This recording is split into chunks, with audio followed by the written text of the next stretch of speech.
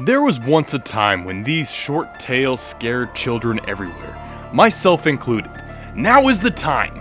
Join me as I take on the R.L. Stine saga one story at a time. Viewers beware, you're in for a scare. Alright, spooky fellas and ladies, it's time to get prepared to defend yourself from all those ghouls and monsters with R.L. Stine's How to Kill a Monster. The cover looks spooky and intimidating. The claws and the grass-covered fingers are very ominous. Honestly, looks like a Muppet, but okay, this works. The problem I have with this cover is, like House of the Dead, this is a misleading cover. The doorknob and lock doesn't look like this, at least the way it's described in the book. If you notice behind the claws, it looks like a child's bedroom, what with a baseball cap and everything. You'll discover in the book it would appear the monster is held in what's more likely an empty room than one with actual furniture. Step 1, run. Step 2, run faster. Apparently that's the best advice for how to kill a monster. I don't blame him, I'd be running too. Oh, and my copy doesn't have any of these freaking trading cards inside. Now I'm sad and depressed, but let's read this book anyways. Home Alone with a monster? Gretchen and her stepbrother, Clark, hate staying at their grandparents' house. Grandpa Eddie is totally deaf and Grandma Rose is obsessed with baking. Plus, they live right in the middle of a dark, muddy swamp. Things couldn't get any worse, right? Wrong. Because there's something really weird about Grandma and Grandpa's house. Something odd about the room upstairs, the one that's locked. The one with the strange noises coming from it. Strange growling noises. Reader beware, you're in for a scare. And do not miss the next book in the series, Legend of the Lost Legend. A bit redundant, but I'll take it. So, follow me on the originality of this story. A girl named Gretchen is the main character. Her stepbrother Clark and their dog Charlie. They are, of course, driving through a spooky swamp. Clark happens to be reading a scary comic that has to do with the spooky swamp monsters. Nice coincidence book. They are on their way to their grandparents' house where the kids will stay while the parents go to Atlanta. But as they are crossing the bridge, the car comes crashing down to the swamp. It doesn't go into the swamp, it's just a flat tire, and the two siblings decide to go check out the swamp, and more specifically, a cypress tree, a tree.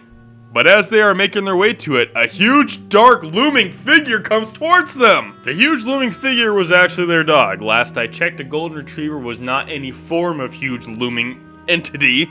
But whatever, there was your cliffhanger for a short follow-up.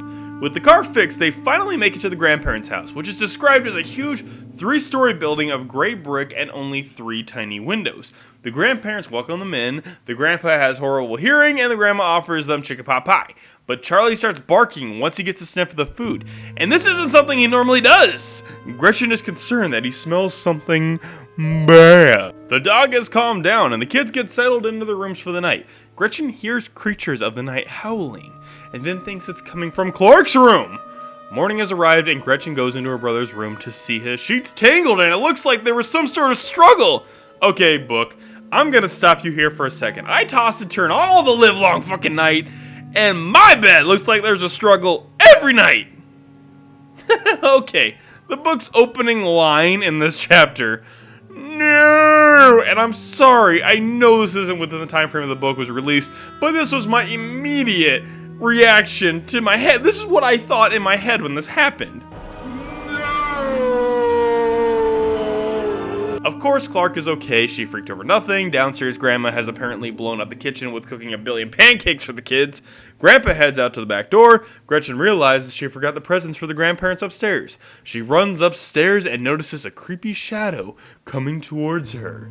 The shadow is Grandpa Eddie wandering the hallways with a plate full of pancakes. Charlie shows up and prevents Gretchen from following Grandpa to figure out where he's going with the food. But how did he get upstairs? Didn't he go out the back door? Gretchen and Clark go outside to explore around. Grandpa wants them to help build a shed, but they don't want to do that. I mean, obviously, who wants to do any manual work? Clark trips over a dark shadow that is coming up from the muddy grass. Hold on, they established earlier that it was bright and well lit outside. How could this thing be shadowed at all if not for the sake of, oh yeah, end chapter cliffhanger? It was just a root from a tree that tripped him. They go back inside and Grandma is now having them help make 3 pies. Grandma apparently wants these kids fat as shit. They did just get done eating pancakes. Why so much food? Well, heck, just in case there are visitors.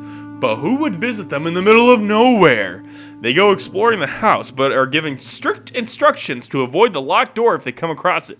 Amongst their adventures in the house, they find a room full of old newspapers and magazines. Gretchen picks up the magazines and something tickles her hand. She screams. Cockroaches. I don't blame you for freaking out like that, bro. She panics and swats the bugs off of her and wants to keep exploring. Clark doesn't think it's a good idea, but then she flat out says, I'm not afraid of little bugs. Bitch, we just got done reading an entire chapter of you panicking over a bunch of roaches. When exploring the next room, they find a bunch of toys and a creepy doll with no eyes. The rocking horse starts moving on its own. They dip out right quick. Clark isn't with her anymore though. Where did he go? Boo! He's right behind her. He wants to play a hide and seek. Gretchen doesn't want to, but he goes running off anyways. So she goes looking for him and comes to the 3rd floor where she discovers a locked room with a mother-humping key in the lock.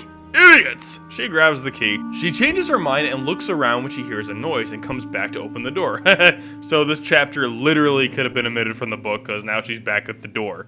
But yeah, there's a monster behind the door. So this big burly motherfucker is eating pancakes and bugs. Gretchen takes off and Clark thinks she's making shit up as she screams for help. Clark decides to call her bluff and go check it out himself. Well, good. Now the monster is free and coming after them. Kids run downstairs trying to find their grandparents to protect them from the beast. Right. Name a movie where the old relatives save the day. I dare you. You won't find it, I promise. But they have left the house, and it would appear that they locked the house from the outside, locking the kids in the house with the monster. No way of getting out. They try all the openings and try to break open the window with the candlestick. Charlie starts crying upstairs. Sounds like the monster is chomping on the pup. The dog is okay. Upon running downstairs to the sound of a car pulling up, it's a message delivered from the general store. Their parents aren't coming back for another week. You see, I failed to mention that they don't have a phone in the house and all messages for them are delivered to the general store and then brought to their house. The two find a pair of envelopes on the refrigerator from their grandparents to them. Clark is terrified at whatever he has just read. The letter from the grandparents basically says they caught a monster, were scared of it, and kept feeding it until they got their car fixed to go get help. They didn't want the parents to know because they don't get many visitors and wanted to see the kids. Oh, and to keep them safe from the outside, they locked the children in the house with a motherfucking monster to keep them safe. The old folks left to get help without getting the kids to come. But it's okay, they are safe as long as they... Oh, wait, next chapter. They are only safe if they left the door locked. But now, according to the letter, they have to kill it. The monster is in the kitchen with them right now. Running as fast as they can, Gretchen has a game plan to possibly kill the monster. There's a hole on the 3rd floor that she thinks she can trick him into falling through.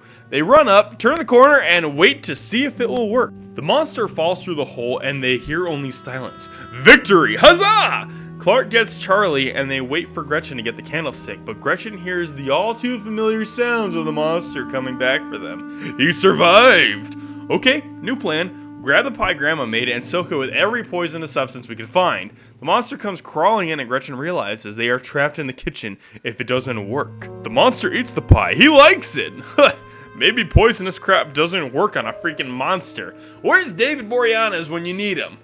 The pie actually killed him though. He fell to the ground dead. They have another window downstairs to try and break through, but oh, the monster still isn't dead. Cornered, the monster comes at them. Gretchen tries to smack it with a shovel, but that doesn't work. Then she remembers the second letter that Clark had and asks him to read it just as the monster grabs at her arm. The kids try to fight back, but the big burly beast picks her up and is about to chomp her hand off. Oh boy, this is where the monster just lost all intimidation. The motherfucker speaks. He's, well, he's allergic to humans. Fuck you, book! The monster falls through the door. Could now, 3rd time be the charm? Be the moment when he's actually dead? Running into the swamp, they finally read the second letter. Turns out this monster has siblings in the swamp, and they're angry! Clark asks if Gretchen has any more ideas. The book closes with her saying, I have no more ideas, as the monsters start to presumably close in on them. With this being the second book in our adventure of the short tales, I can't say this is a continuous trope, but having a brother, sister, and a dog is way too familiar. However, with this being number 46, you could give Mr. Stein a break and use a layout he's done already. It's not a bad story, but personally it's not as good as the first one. check it out yourself. It was recommended by Chaser04 to compare the books to the TV counterparts. Well, here's my summarized comparison. Holy crap, the TV one is viciously different. Gretchen is actually happy to see her grandparents, and Clark is being the pissed off punk. Charlie and the parents aren't even in it, the house is smaller, and the monster is just in a room with no lock. They kind of mimicked the moment where Gretchen thinks Clark ran into the monster's room, leading to its discovery. By the way, the monster looks absolutely nothing like the book, looks more like a freaking dragon. The windows aren't even an issue in this version, plenty of them are viewable from the house, so the threat of getting out isn't as apparent when the grandparents leave in this version. They also recreate the falling through the floor scene pretty well, actually that was spot on. Okay, anyone actually notice the house looks like crap on the outside, but like a brand new building on the inside? Who cares? All I want to do is get out of here, get back into the city where the monsters are human. Dude, if you can't tell that's a dude in a monster costume, you need to go back to school. Oh, in this version, Gretchen reads the letters. Clark read both of the letters in the book. Also, it's presumed that Grandpa killed the monster and brought the body back. Instead of pie, they used Grandma's gumbo filled with poison to kill it. This is one strong-ass lock, by the way. Clark just straight up punches the monster deep in his throat like he was Rocky. The monster dies and straight up explodes, so yeah, that's one hell of an allergy. They even figure out on their own, no fucking talking monster this time around. The sky just flips to dark and ends the same way as the book, stuck out in the swamp with a bunch of monsters.